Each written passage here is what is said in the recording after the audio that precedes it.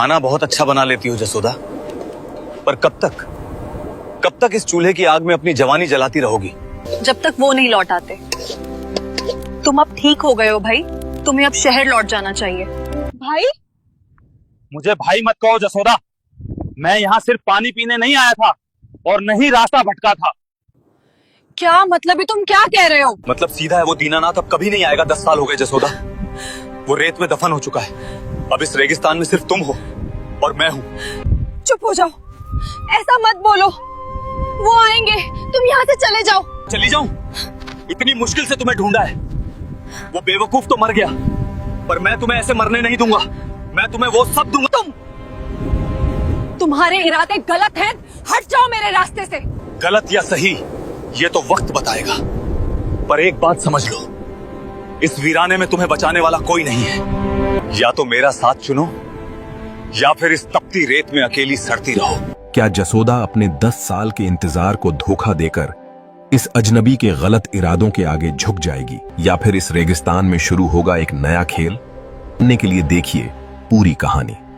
बाड़मेर के उस आखिरी गांव में जहां दूर दूर तक केवल रेत के ऊंचे टीले और सूखी झाड़ियां नजर आती हैं, वहां जसोदा नाम की एक 28 साल की औरत बिल्कुल अकेली एक कच्ची झोपड़ी में रहती थी। 10 साल पहले जब जसोदा 18 साल की थी, तब उसकी शादी पास के ही गांव के दीनानाथ से हुई थी। दीनानाथ बहुत ही सीधा और मेहनती इंसान था, जो अपनी ऊंट गाड़ी चलाकर अपना और अपने परिवार का पेट पालता था।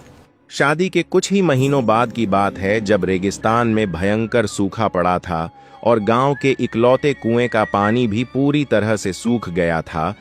एक दिन दीनानाथ अपनी नई नवेली दुल्हन जसोदा के लिए मीठा पानी लेने के लिए मीलों दूर दूसरे गांव की तरफ निकला था।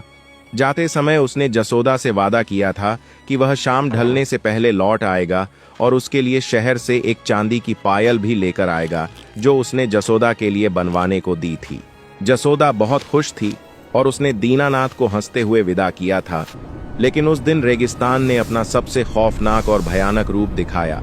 दोपहर होते होते आसमान का रंग मटमैला हो गया और एक ऐसा रेतीला तूफान आया जिसने दिन के उजाले में ही घुप अंधेरा कर दिया। हवाएं इतनी तेज थी कि बड़े बड़े पेड़ अपनी जड़ों से उखड़ गए और रेत के टीलों ने पल भर में अपनी जगह बदल ली। जसोदा अपनी झोपड़ी के दरवाजे पर खड़ी पूरी रात दीनानाथ का रास्ता देखती रही, लेकिन वह नहीं लौटा। तूफान शांत होने के बाद गांव वालों ने मिलकर कई दिनों तक दीनानाथ को आसपास के पूरे इलाके में ढूंढा, पर उसका कोई भी नामो निशान नहीं मिला। कुछ लोगों ने कहा कि वह इतनी भयंकर रेत में दबकर मर गया होगा, और कुछ का कहना था कि वह तूफान में रास्ता भटककर सीमा पार चला गया होगा, जहां से लौटकर आना नामुमकिन है। गांव के बुजुर्गों और जसोदा के घर वालों ने उसे बहुत समझाया कि वह अपने मायके लौट जाए और अपनी जिंदगी को एक नए सिरे से शुरू करे, क्योंकि वह अभी बहुत छोटी थी और उसकी पूरी जिंदगी आगे पड़ी थी। लेकिन जसोदा ने अपना मंगलसूत्र उतारने से साफ मना कर दिया और उसी टूटी हुई झोपड़ी में रहकर अपने पति के लौटने का इंतजार करने का कड़ा फैसला किया। दिन महीने और फिर साल बीतते गए और जसोदा की जवानी उस तपती रेत और अकेलेपन की आग में धीरे धीरे सूखने लगी। उसका कोमल चेहरा धूप से झुलस गया था और आंखों के नीचे काले घेरे पड़ गए थे, लेकिन उसकी आंखों में दीनानाथ के लिए प्यार और उसके लौट आने की उम्मीद आज भी उतनी ही जिंदा थी जितनी 10 साल पहले थी। वह रोज सुबह उठकर अपनी झोपड़ी के बाहर वाले उसी रास्ते को घंटों तक एकटक देखती रहती, जहां से दीनानाथ आखिरी बार पानी लेने गया था।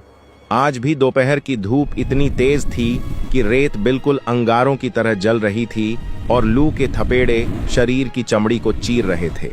जसोदा अपनी झोपड़ी के बाहर एक सूखे हुए खेजड़ी के पेड़ के नीचे उदास बैठी थी। तभी उसकी नजर दूर रेत के बवंडर के बीच से आते हुए एक आदमी पर पड़ी।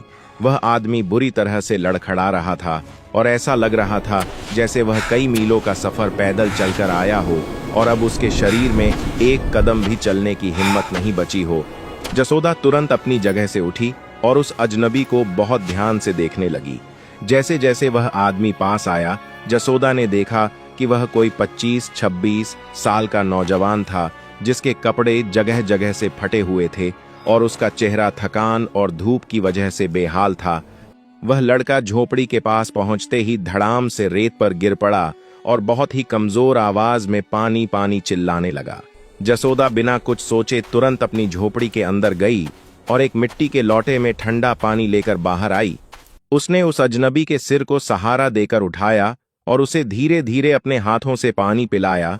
पानी पीकर उस नौजवान की जान में जान आई और वह उसी पेड़ की छांव में लेटकर गहरी गहरी सांसें लेने लगा। जसोदा वही पास में बैठ गई और उसे शांत भाव से देखने लगी। कुछ देर बाद जब अजनबी की हालत थोड़ी ठीक हुई तो उसने उठकर जसोदा को हाथ जोड़े और कहा कि बहन जी, मेरा नाम राघव है और मैं शहर से आया हूं। मैं अपना रास्ता भटक गया था और पिछले 2 दिनों से इस मौत के रेगिस्तान में बिना पानी के लगातार भटक रहा था। अगर आज आप मुझे पानी नहीं पिलाती तो मेरी जान पक्की चली जाती और मैं उसी रेत में कहीं घुटकर मर जाता। जसोदा ने बहुत ही शांत और धीमी आवाज में कहा कि कोई बात नहीं भाई, अब तुम बिल्कुल सुरक्षित हो और जब तक दोपहर की धूप कम नहीं होती तुम यहीं आराम कर लो। राघव ने देखा कि उस भयानक वीराने में यह जवान औरत बिल्कुल अकेली है और आसपास दूर दूर तक कोई दूसरा घर भी नहीं है। उसके मन में कई तरह के सवाल उठ रहे थे, पर उसने उस वक्त चुप रहना ही ठीक समझा और वही पेड़ के नीचे लेट गया। धीरे धीरे शाम होने लगी और रेगिस्तान की गर्म हवाएं ठंडी होने लगी।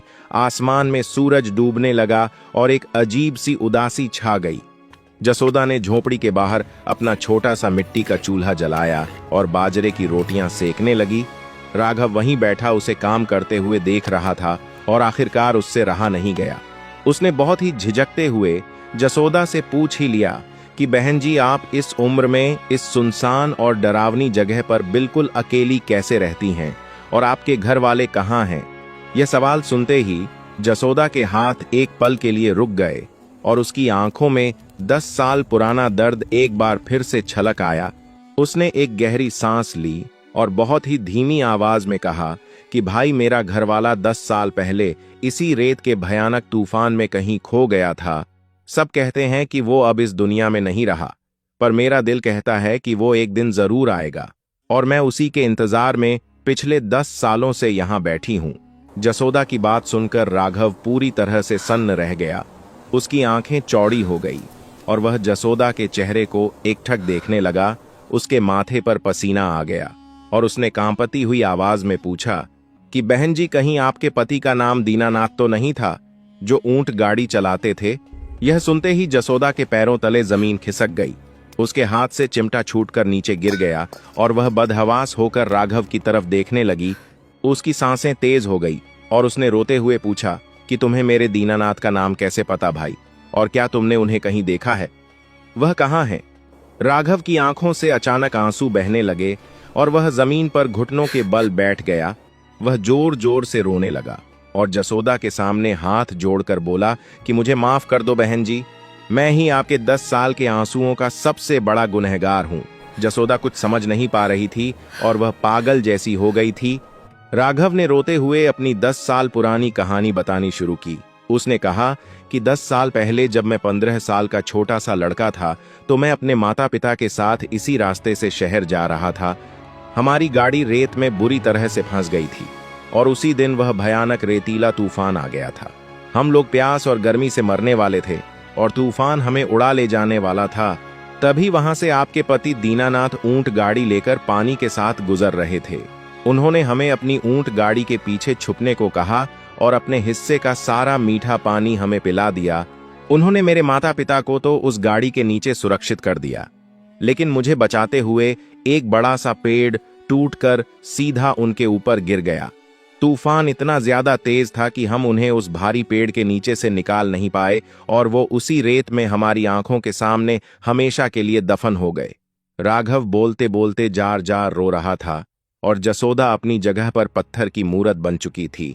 राघव ने आगे कहा कि उनके मरने से ठीक पहले मैंने उनका हाथ पकड़ा था और उन्होंने बहुत ही तकलीफ में मुझे अपना नाम बताया था और कहा था कि मेरी नई नवेली पत्नी जसोदा मेरा इंतजार कर रही होगी, उसे जाकर बता देना कि मैं अब कभी नहीं आऊंगा। मैं उस भयानक हादसे के बाद कई सालों तक गहरे सदमे में रहा और बहुत बीमार पड़ा रहा। जब मैं पूरी तरह से ठीक हुआ तो मैंने इस गांव को पागलों की तरह बहुत ढूंढा, पर मुझे कभी कोई सही रास्ता नहीं मिला।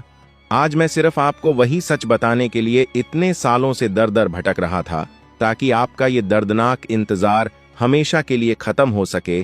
राघव ने अपने झोले के अंदर हाथ डाला और अपनी जेब से एक चांदी की पायल निकाली, जो समय के साथ पूरी तरह से काली पड़ चुकी थी।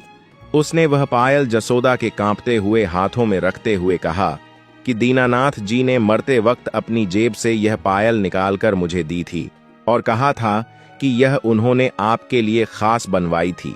जसोदा ने जैसे ही उस काली पड़ चुकी पायल को देखा, उसके 10 साल के सब्र का बांध एक ही झटके में टूट गया और वह रेगिस्तान की उस ठंडी रेत पर गिरकर इतनी जोर से चीखी कि उसकी आवाज ने पूरे वीराने को अंदर तक रुला दिया। वह उस पायल को अपने सीने से लगाकर पागलों की तरह विलाप कर रही थी और दीनानाथ का नाम लेकर रो रही थी। उसका 10 साल का लंबा इंतजार आज खत्म हो गया था, पर इस भयानक सच ने उसकी पूरी दुनिया को हमेशा के लिए उजाड़ कर रख दिया था। लेकिन उन आंसुओं के बीच उसके दिल में एक अजीब सा गर्व भी था कि उसके पति ने किसी अनजान परिवार की जान बचाते हुए अपनी जान की कुर्बानी दी है। उस रात उस झोपड़ी में चूल्हा नहीं जला, बल्कि एक औरत ने अपने 10 साल के इंतजार और अपनी उम्मीदों का अंतिम संस्कार किया। अगली सुबह जब रेगिस्तान में सूरज निकला, तो जसोदा ने उस पायल को माथे से लगाकर अपने पैरों में पहन लिया और अपनी उस झोपड़ी को हमेशा के लिए पीछे छोड़कर राघव के साथ शहर की तरफ चल पड़ी, क्योंकि अब उस रेगिस्तान में उसका इंतजार करने के लिए कुछ भी नहीं बचा था सिवाय एक वीर पति की यादों के।